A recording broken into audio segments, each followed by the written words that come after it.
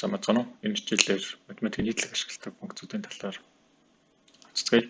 За хамгийн их ашигладаг функцуудын нэг бол сум байгаа. За сумыг яаж ашигладаг вэ гэдэг харъя.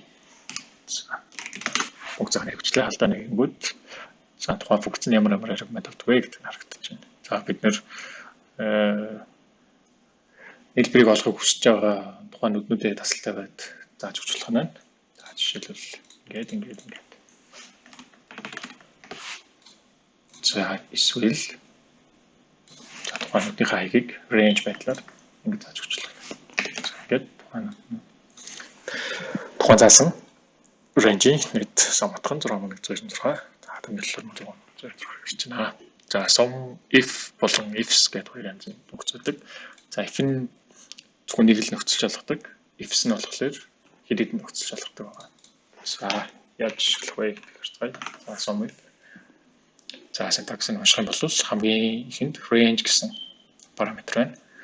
За энэ юуны range-ийг зааж байна гэхэлэр нөхцөл шалгах range-ийг зааж байгаа.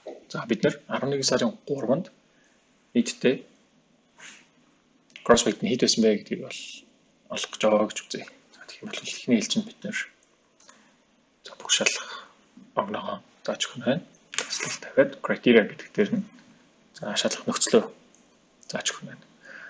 За бид нар 11 сарын 3-нд 3-ных шалгах гэж учраас энэ параметрийн 11.3 гэсэн энэ багныг энэ нүдийг заагаад өгч байна. За sum range болохоор за бид нэр cross range болгож байгаа.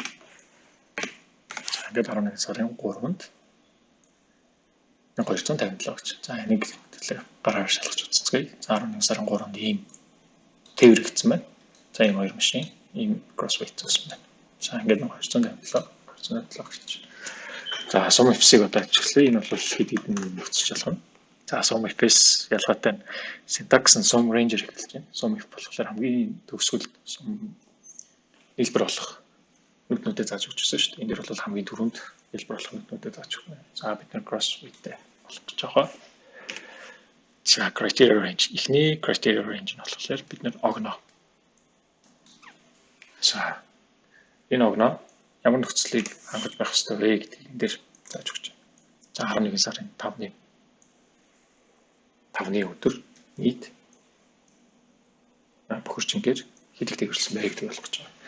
За ямар машин бэ гэдгийг дараагийн нөхцөл дээр бичиж өгье. За машинуудаа сонголоо criteria range нь.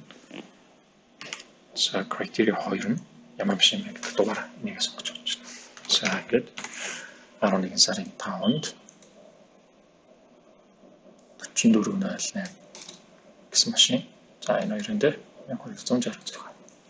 За ингэж байна. Бид нөгөө критеригаа зааж өгөхдөө зөвхөн тэнцвүүгээс гадна их буюу тэнцвүү эсвэл эрс их бага буюу тэнцвүү эрс бага гэсэн нөхцлүүдийг шалгах тохиолдол гардаг. Тэр үед томьёо бичгэл маань арай өөр болдог байгаа. За одоо жишээ нь бид нэр 4408А гэдэг машинаас их бага, эрс их бага гэдэг логик шалгалтыг хийж чадахгүй шүү дээ. Энд чинь яагаад гэвэл тоо биш. Одоо текст учраас зөвхөн тоон дээр л их бага гэж яригдана. За огноо бол Excel-ийн огноо бол цаана тоо явж идэг. За энийг тайлбарлая. Value-оор нь болох юм бол 45235 гэсэн тоо маань 23 оны 11 сарын 5 гэдэг өдрийг илэрхийлдэг юм байна. За тэгэхээр тоон дээр ямар үйлдэл хийж болдгоо огноо дээр бас яг тийм үйлдэлүүдийг хийж болдог. За тэгэхээр 11 сарын 5-наас өмнөх өдрүүдийн за нийт crossweight-ийг олъё гэсэн тест байх юм бол бид нэр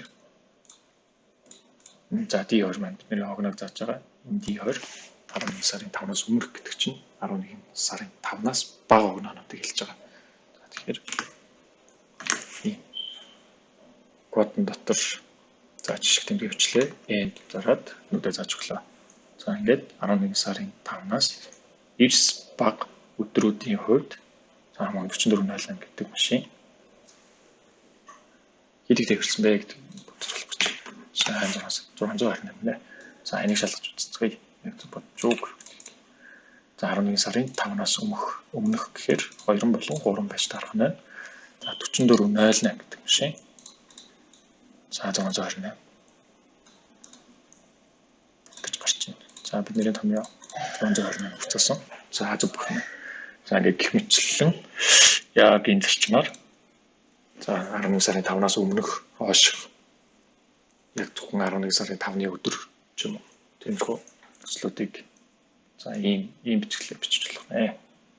За 44.0 гэдэг чинь одоо string text учраас бид нар их баг жишээ хожим утгагүй болчихно. Тэгэхээр тийм үйлдэл хийж чадахгүй. Одоо манай алдаа.